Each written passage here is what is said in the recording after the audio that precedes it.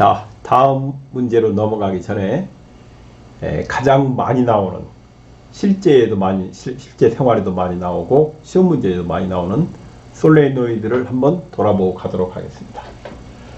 솔레노이드 양은 기하학적인 양이 있습니다. 형태에 의존하는 양, 그게 바로 인덕턴스 값입니다. 인덕턴스 값은 mu n 제곱의 부피를 곱한 겁니다. 이렇게 아시면 아주 간단합니다. n은 뭐냐? 단위 길이당 얼마나 감았느냐 이런 겁니다. 이런 경우에 길이가 L이고 단면적 A이고 n번 감았어요. 그런 경우는 스몰 n은 L분의 n. 환상 솔레노이드 R이 여기 중앙의 평균값입니다. 이런 경우는 2파이 R분의 n이 되겠죠. 기본적으로 같습니다. 이런 경우에 인덕턴스가 mu n 제곱 곱하기 부피 또는 이제 풀었으면 L분의 mu n 제곱 A가 되겠습니다. 중요한 것은 뭐냐면 가문수의 제곱에 비례한다는 거예요. 제곱이 돼야 단위가 뭐가 됩니까? 뮤의 단위 곱하기 미터가 되는 겁니다. 이제 부피가 있으니까 그렇게 하시면 됩니다. 그 다음에 이건 이제 기하학적인 양입니다. 자체의 양이기 때문에 뭐 전류가 흐른다 이런 관계 없는 양이에요. 그 다음에 전압을 걸어서 전류가 흐를 때 나타나는 양이 두 가지가 있습니다. 하나가 전류에 비례하는 양이 있고 하나는 전류 제곱에 비례하는 양이 있어요. 이제 두 가지가 있는데 전류에 비례하는 양이 뭐냐면 H가 자기의 세기가 H가 NI입니다. NI 전류에 비례하죠. 그 다음에 자석 밀도 B가 mu H니까 mu NI입니다. 그래서 가장 많이 쓰는 게 물론 이겁니다. B가 mu NI라는 거. 그 다음에 자석은 뭡니까? 자석은 B에다가 면적 곱한 거예요. 단면적 A를 곱하니까 mu NI A가 됩니다. 그래서 전류에 비례하는 양 H는 NI, B는 mu NI, phi는 mu NI의 A 단면적을 곱한 게 되겠습니다. 그 다음에 전류 제곱에 비례하는 양이 있어요. 뭐가 전류 제곱에 비례하냐면 에너지입니다. 에너지 밀도가 자기 에너지 밀도가 2분의 H-B입니다. 원래는 벡터예요.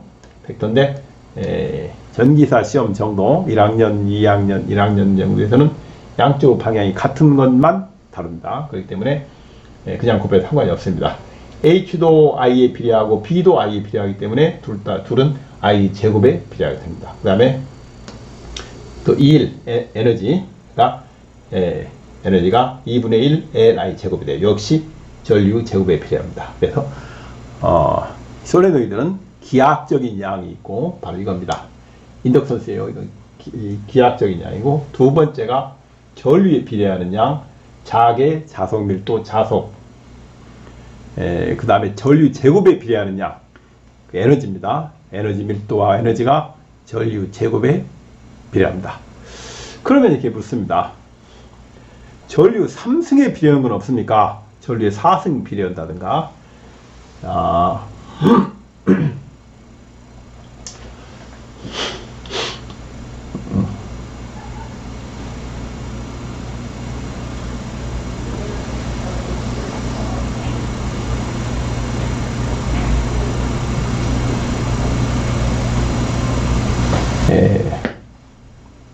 재미있게도 자연계에는 제곱에 비례하는 양, 그러니까 2차항까지만 있습니다. 3차항 이상은 없어요. 다른 분야에도 마찬가지입니다. 다른 분야를 한번 보시겠습니다. 극미세계는 일반 역학으로는 다룰 수가 없고 양자역학을 배워야 됩니다. 극미세계란 어느 정도를 얘기합니까? 분자의 크기, 그냥 나노메타 정도보다 작은, 그 정도에서 작은 크기는 되게 극미세계다 그러는데 극미세계에는 양자역학으로 기술해야 합니다. 우리가 양자역학을 정수역학이라고 합니다. 정수역학 또는 파동역학 뭐 많이 있어요. 뭐 표현이 많이 있는데 반드시 정수가 들어갑니다. 그래서 정수역학이라고 하는 거예요. 그 다음에 극미세계에서는 입자가 아니고 파동으로 움직이게 됩니다. 그래서 파동역학이라. 근데 여기도 2차까지만 했어요. 제곱한까지만. 그래서 n에 비례하는 양 또는 n분의 1에 비례하는 거, n의 반비례 같은 겁니다. 그래서 n에 비례하는 양 또는 n분의 1에 비례하는 양이 있고 루트 n에 비례하는 양, 그 다음에 n 제곱에 비례하는 양, 여기까지밖에 없어요. 3승의 필요한형, 4승의 필요한형은 없습니다. 제가 알기로 없는 걸로 알고 있어요. 자연계는 우리가 살고 있는 자연계는 2차, 즉 제곱항까지만 있다는 거예요. 제곱분해는 같은 겁니다. 뒤집으면 되니까. 제곱까지만 있다. 자연계는 2차까지만 있습니다. 따라서 3차는 고민할 필요가 없습니다. 2차까지만 있다. 이 말씀을 드리고 싶습니다.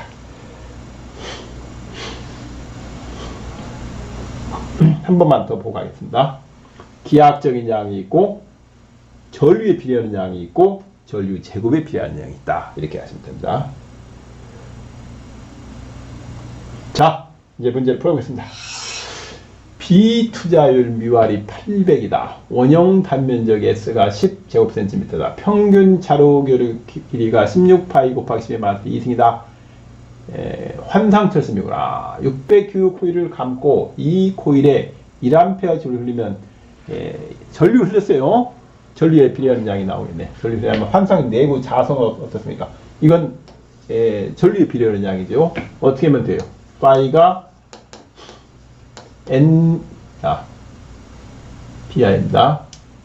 B에 S 곱한 거예요. B가 뭐예요? 뮤N I니까, 뮤N I, S. 이걸 계산하는 얘기입니다.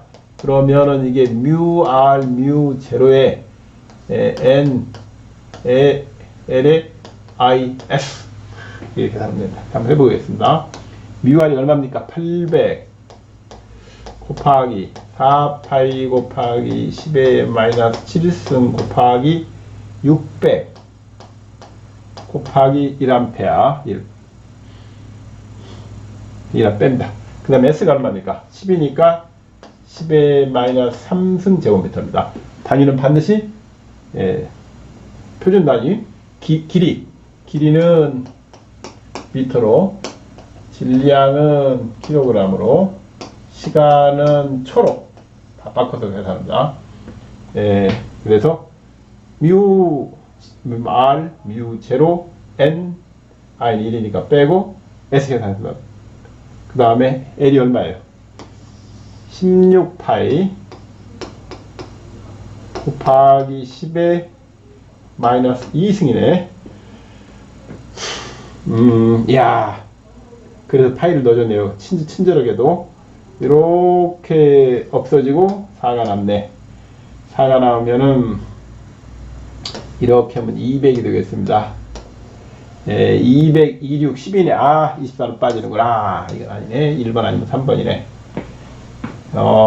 200 곱하기 10의 마이너스 7승은 얼마입니까? 2 곱하기 10의 마이너스 5승이고 600 곱하기 10의 마이너스 3승은 6 곱하기 10의 마이너스 1승이 됩니다.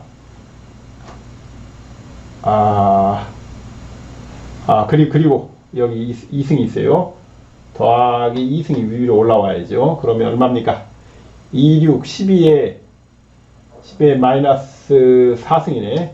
12 곱하기 10의 2승 마이너스 4승입니다. 즉 1.2 곱하기 10의 마이너스 3승이게 되겠네요.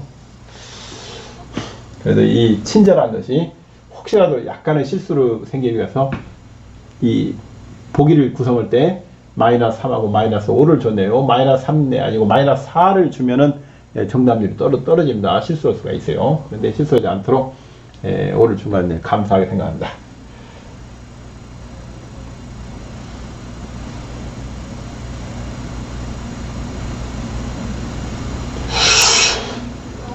자, 드디어 이제 표표효과 문제를 보겠습니다. 어떤 토체의 교류 전류가 흐를 때 교류만 해당됩니다. 토체에서 나타난 표표효과에 대한 설명으로 표표효과가 크면은 표면으로 많이 몰려가지고 두께가 얇아지는 겁니다. 얇은 지역에 전류가 흐르는 거죠. 그 얇은 지역이 어떻게 됩니까? 이게 루트 세 가지 요소가 있어요. 파이의 F 시그마 뮤 F 시그마 뮤가 3대 요소입니다. 이 두께를 결정하는 3대 요소예요. 토체 중심부보다 토체 표면에 더 많은 전류가 흐른다. 맞습니다. 표표효과입니다. 전류 주파수가 높을수록 그렇죠. 높을수록 크지요. 틀리네. 도전율이 클수록 크지요. 투자율이 클수록 크집니다. 높을수록 커져야 돼요. 그러니까 답은 2번이라는 걸 알 수 있습니다. 아주 간단히 알 수 있어요.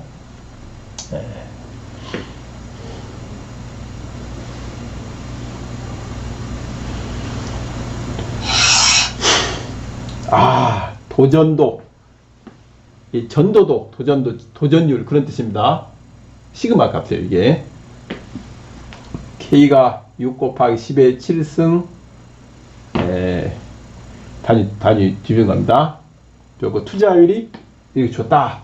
투자율에 파이를 넣어줬네. 감사하게도. 왜 감사한지가 우리가 압니다. 파이, F, 시그마, 뮤니까, 델타가. 이게 도전 델타입니다. 투자율인 평면도체 10kHz 절감한다. 그럼 F가 얼마입니까? F가 10의 4승이네. 이게 10의 4승입니다. 침투기피 얼마인가? 델타는 얼마냐? 문제, 요걸 계산한 얘기인데, 그럼 이걸 다 해야 됩니까? 간단하게 할 수 있습니다. 일단은, 뮤가 파이로 주어지니까, 이 파이 곱해서, 파이는 없어져야 돼요. 답에. 이런 거 나오면 안 됩니다. 이런 것은 빼고, 그 다음에, 곱해서 루트 씌우는데, 여기도 6이 있고, 여기도 6이 있네. 그러면 답은 6분의 1이 나와야죠. 앞에, 이거 6분의 1 나오는구나. 이 정답이다. 계산할 필요 없습니다. 바로 그런데 계산해도 마찬가지입니다. 같은 결과를 나올 겁니다. 파이 곱하기 10의 4승 곱하기 6 곱하기 10의 17승 곱하기 파이분의 6 곱하기 10의 마이너스 7승입니다. 딱 계산하면 숫자 부분은 6분의 1만 앞으로 나와요. 6분의 1만 나오고 루트 10의 몇 승입니까?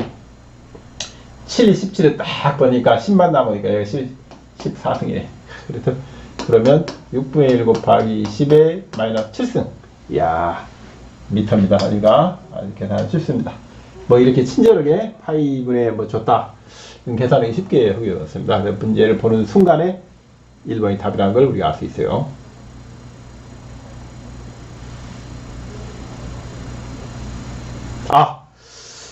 드디어 여기까지 이제 문제 풀이를 마치고 다음 단어는 뭔가 한번 보겠습니다. 제3부 마지막 단원인 7장입니다. 7장은 전자기 유도로서 페르데이의 전압법칙을 공부하는 내용입니다. 7장이 끝나면은 이제 문제 풀이를 거쳐서 3부가 끝나는데, 그러면 4부에는 무엇을 하는지 잠시 보고 가시도록 하겠습니다. 4부는 이와 같이 아주 짧습니다. 두 개의 단원이 있는데, 단원 1이 전기회로와 자기회로, 그 다음에 여러 전기 특수현상에 관한 내용입니다. 그 다음에 두 번째는 단원은 전자기파로서 맥스웰 방정식입니다. 그러니까 전기차기학은 맥스웰 방정식에서 시작해서 맥스웰 방정식으로 끝나는 분야입니다. 자, 그러면 7단원을 보시겠습니다. 전자기유도, 페르데이 법칙. 회로에 전류가 흐르면 자석이 발생합니다. 우리가 자석을 어떻게 씁니까? 자석을 보통 이런 표시로 씁니다. 여기에 자석은 B, 전속은 D라고 쓰는데 생략하도록 하겠습니다. 자석이 시간에 따라 변하면 기전력이 유도된다. 기전력은 전이차입니다. 바로 이게 발전기의 기본 원리입니다. 면을 통과하는 자석이 시간에 따라 변한다는 것은 세 가지 경우가 있다. 첫 번째, 자석 밀도 B의 크기나 방향이 변하는 거. 자석 밀도의 면적을 곱하면 자석이 변하는 겁니다. 두 번째는 자석이 지나는 면 A의 크기나 방향이 변하는 겁니다. 두 번째가. 세 번째는 자석의 방향과 면의 방향이 만드는 각이 변하는 겁니다. 세 번째가 일반적인 발전기에 해당하는데, 자석이 만드는 면과 그 면이 만드는 면의 각이 변한다는 것은 한쪽을 회전시키면 됩니다. 회전시키면은 각이 변하게 됩니다. 자, 파라데이의 전압법칙을 한번 보겠습니다. 이게 바로 파라데이 전압법칙입니다. 이걸 양쪽을 면적분으로 하게 됩니다. 면적분 하면 이쪽이 선적분으로 이렇게 바뀌게 됩니다. 그래서 볼티지라는 건 뭐냐? 전개를 거리로 쫙 적부는 거예요. 어떤 컨트롤 C를 한 바퀴 돌아온 거죠. 그러면은 마이너스 d 파이 dt B를 면적으로 적분해니까 당연히 이렇게 됩니다. 자속을 시간으로 미분하면은 볼트가 나옵니다. 즉 볼트의 단위가 웨버 퍼 세컨드다. 이거 알 수 있어요. 자속 단위가 웨버니까. 또한 자속은 어떻게 정의합니까? 전류에 비례하고 비례상수가 바로 인덕턴스 L입니다. 그래서 이것을 시간으로 미분하면은 자속이 되죠. 볼테지는 마이너스 L didt. 자체 요도, 상호 요도로 됩니다. 상호 요도는 볼테지는 마이너스 M didt. 뭐 관계 없습니다.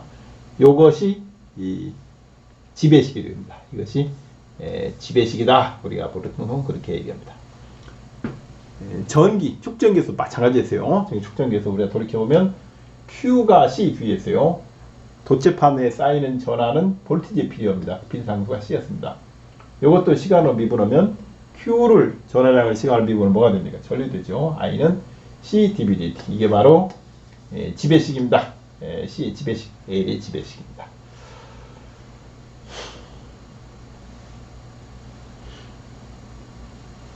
자, 페레데이 법칙의 근원. 페레데이 법칙은 어디서 옵니까? 이렇게 물어본다면 저는 다음처럼 이야기할 수 있습니다.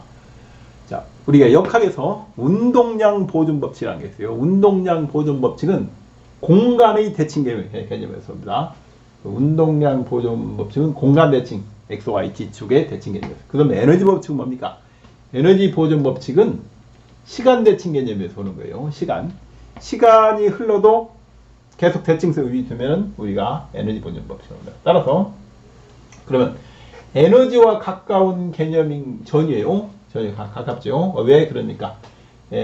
에너지라는 것이 Q의 전이 곱한 거예요. 자, 그렇기 때문에 비슷한 개념입니다. 뭐에서 오냐? 시간 변화에서 온다. 시간 변화에서 오는 거예요. 우주의 모든 현상은 공간과 시간의 어울림에서 온다. 이렇게 한마디로 요약할 수 있다. 우주의 모든 현상은 공간과 시간의 어울림에서 온다.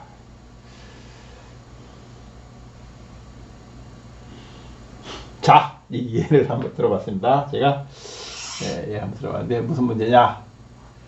Let's consider two insulated wires, 두 개의 와이어가 있어요. That are wounded into a common cylindrical form. 이런 실린더를 이제 감는 거예요. L은 0.1m 랭스고, 또 크로스 섹션 L이 주고 A가 줬네. 크로스 섹션은 0.05 제곱미터다. The first wire has N1은 100번 감았다. 여기에 L입니다. 100번 감았어요. 100번. 자, 갖고 왔어요. N1이 두 번째는 300번을 감았다. 어디에 감죠? 위에다 감은 겁니다. 300번을 감았어요. 뭐 어느 쪽이 안쪽이고 바깥쪽이 관계없습니다. 왜 그러냐? 상호 유도를 물어보는데 상호 유도는 어떤 특징이 있어요? M2와는 M12 같습니다. 같아요. 자, the second one 있어요. 300번이요. Let's calculate. 뭘 보냐? 첫 번째, the mutual conductance M이 얼마냐? 2Y요. M이 얼마냐? M이 우리가 어떻게 알죠? L1, L2. M이 얼마냐? 두 번째, if a current I1 is flowing in the first wire, 전류가 I1이라는 전류가 흐른다는 거예요. 그리고 increase from 0에서 10A까지 0.1초에 흘렀다. 무슨 얘기입니까? dIdt가 무슨 뜻이에요? 이게 델타 I, 델타 T입니다. 그러니까 0에서 10A. 몇 초 동안에 흘렀다는 얘기입니까? 0.1초 동안 흘렀다. 그러면 이게 100이라는 걸 알 수 있어요. 100A/s에. 그런 경우에 EMF 제너레이터는 몇 볼트냐? 몇 볼트냐 이거죠. 벌써 지배식 생각납니다. 지배식이 뭐였습니까? 마이너스 M diDt예요. 그러니까 여기서 구한 M을 가지고 여기다 넣으면은 몇 볼트 나오는가 알 수 있습니다. 자, 이건 어디 갔어요? M 어떻게 하는지 알 수 있죠. L은 어떻게 했습니까? L은 뭐였죠? 뮤의 n제곱의 부피를 곱하는 거였어요. 부피. 또는 어떻습니까? 뮤의 n1 제곱의 면적의 l 길이 곱하는 거였습니다. 그렇기 때문에 m이 뭐가 될지는 우리가 바로 알 수 있어요. 보시겠습니다. 자, m이 저렇게 되는 거죠. m 되면 공기 중 안에 공기 넣네. 뮤제로 L분 N1 N2 곱하기 A 계산합니다.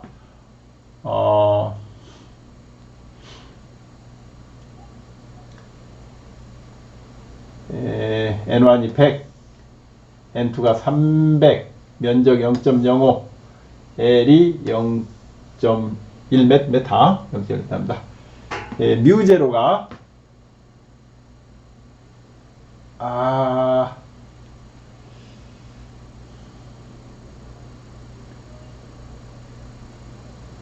뮤제로가 같습니다. 4파이 곱하기 10의 마 7승인데 플러스가 이렇게 생기는 거예요. 그래 같습니다. 이게 뮤제로인 겁니다.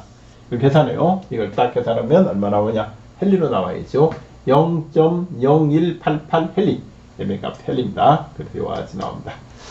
자, 그러면 이제 다음이나 마찬가지예요. 그러면 the induced EMF electromagnetic force 기전이 얼마냐 이거죠. generate around the second loop can be calculated by 이트는 m-m 그러니까 렌츠 법칙이라고 있습니다. m의 didt예요. h 값 아니 m 값이 여기 있네. 그 다음에 10A 0A 빼고 0.01 초 동안에 그래서 이걸 계산하면 바로 여기서 여기 100을 곱하니까 두 개 올립니다. 그래서 1.88V라고 나올 수 있습니다. 이와 같이 1.5V가 생긴다. 기본적인 원리입니다.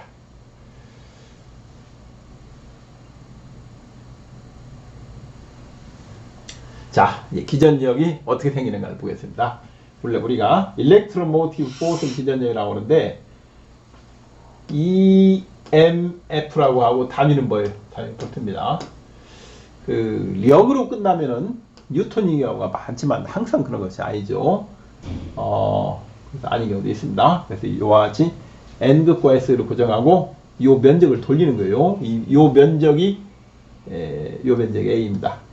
면이 만드는 각과 N극과 S극이 만드는 B의 방향이 어떻게 됩니까? 각이 바뀌는 거죠. 그러면은 여기 자속이 요 각이 만드는 세타면은 세타가 회전시키니까 오메가로 n은 뭡니까? n은 여기를 몇 번 가면 이게 몇 번? 한 번 가면 1, 두 번 가면 2, 세 번 가면 3. b는 n에서 s로 가는 자속 밀도이고 a는 이 면적입니다. 왜 코사인입니까? 내적이라 그래요. 그러니까 b와 a 면적의 내적이기 때문에 ba 코사인 세타가 되는 겁니다. 코사인 오메가 돼요. 그러면 여기서 몇 볼트가 생기느냐? 2는 기전력입니다. 일렉트로마그네틱 포스예요. 2입니다. EMF. 그래서 B와 있었는데 마찬가지예요. 2는 마이너스 d5 dt. 그러면 어떻게 됩니까? 오메가 NBA 사인 오메가 됩니다. 즉 기전력은 네 가지 요소, 볼티지는 네 가지 요소 결정된다. 주파수 오메가 빨리 회전시킬수록 여기 비례하는 거예요. N 많이 감을수록 여기 도선을 그 다음에 자석 밀도가 클수록 강한 자석을 설치할수록 면적이 넓을수록 기전력이 높아진다. 이겁니다. 사인 오메가 t. 근데 여기서 중요한 것은 오메가 NBA 네 가지가 아니고 전부 다 1승이라는 거예요. 면적이 아니고 아니 제곱이나 세제곱이 아니고 전부 다 오메가 1승, N의 1승, B의 1승, A의 1승이다. 이게 중요합니다. 시험에 물을 때는 그걸 물어봅니다. 오메가 NBA에 비례하는 게 아니고 뭐 하나는 이제 제곱을 해서 물어본다든가 필요한다. 이게 중요한 겁니다. 네 가지 요소에 필요한다. 발전기의 기본 요소입니다. 자석을 고정하고 도선을 회전시키나 도선을 놓고 자석을 돌리나 마찬가지예요. 물리학적으로 동일한 사항입니다. 어느 쪽으로도 상관이 없어요.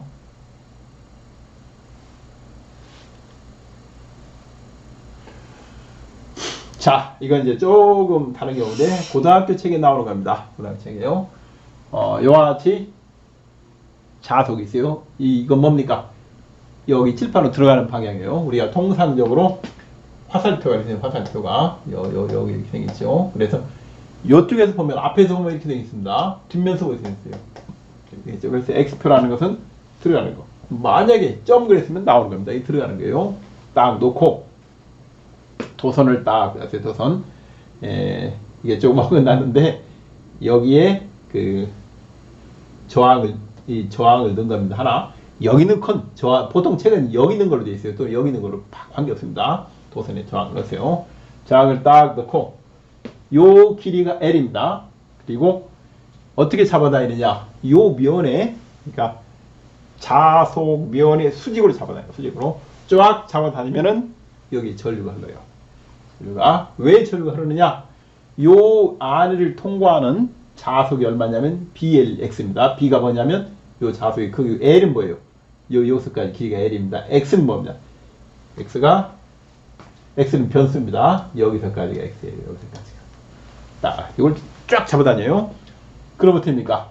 볼테이지라는 건 뭐 이걸 시간을 미분하면 어떻게 됩니까? 크기만 적으라는데 BL은 상수니까 놓아두고 X는 변수입니다.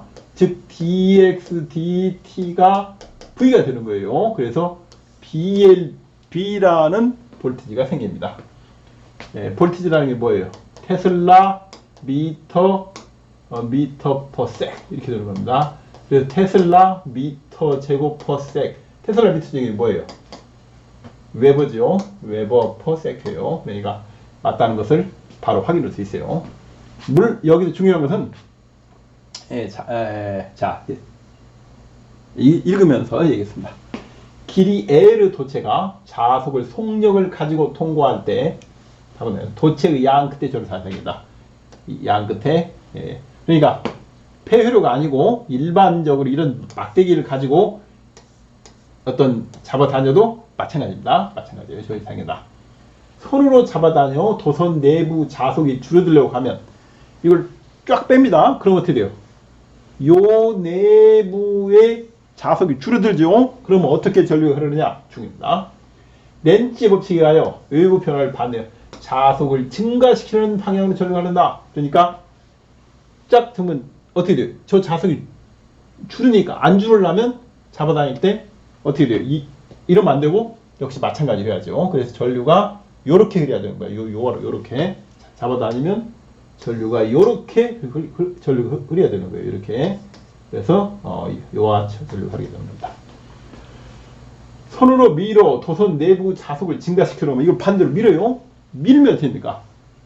증가하지 않으려고 해요. 증가하지 않으면 어떻게 반대편은 자속이 생겨야 됩니다. 반대편은 자속이 들어가는 나오는 생겨야 됩니다. 밀면은 전류가 돼 반대로.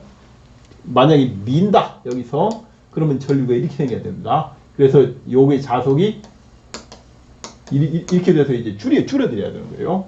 손으로 밀어 도선 내부 자속을 증가시키면 내부 자속을 증가시키면 자속을 감소시키는 방향으로 전류가 흐른다. 그래서 전류가 어느 쪽으로 가느냐. 집어넣거나 잡아당길 때는 직류가 흐르고 잡아당겼다 넣었다 하면 교류가 흐르는 겁니다. 도선이 바뀌니까. 만약에 이렇게 않고 예를 들면은 요게 이제 자속 밀도가 있어요. 그런데 요 안에 요렇게 해가지고 잡아다닌다 밀었다 하면 변합니까? 이런 경우는 안 생기죠. 이런 경우는 유도되지 않습니다. 유도가 되려면은 어느 한쪽이 경계면에 걸쳐야 돼요. 경계면에 걸쳐가지고 많아졌다 적어졌다 해야 됩니다. 그래야 이 도선의 이 기전적 유도가 돼요. 그래서 전류 방향은 이 자석이 많아지려고 하면 못 많아지게, 적어지려고 하면 못 적어지게 하는 방향으로 전류가 흐른다. 그것만 하면 됩니다. 그 다음에 지금 이 경우는 자석, 예를 들면 자석 이렇게 했다. 자석면에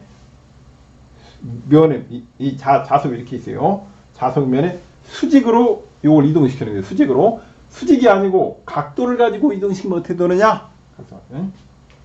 도선이 자개와 각도 세타를 가지고 속력 움직이면 V 사인 세타가 붙어요. 사인 세타가 90도일 때, 그러니까 자개의 방향과 90도일 때 가장 이 기전력이 커지는 겁니다. 그럼 자개의 방향으로 움직인다. 이런 안 생겨요. 0도이면 안 생깁니다. 그래서 자개와 각도 세타를 가지고 이렇게 물어보면은 뒤에 사인 세타가 붙는 겁니다. 90도일 때는 이 가장 많이 트고 수직을 통과할 때 최대입니다. 만약에 자개의 방향으로 통과시킨다. 그럼 볼테이지가 안 생깁니다. 못 끊어요. 자동으로 끊는 게 안 생깁니다. 그래서 각도 세타를 가지고 움직이는 남은 뒤에 사인세타가 본다는 거. 이게 중요합니다.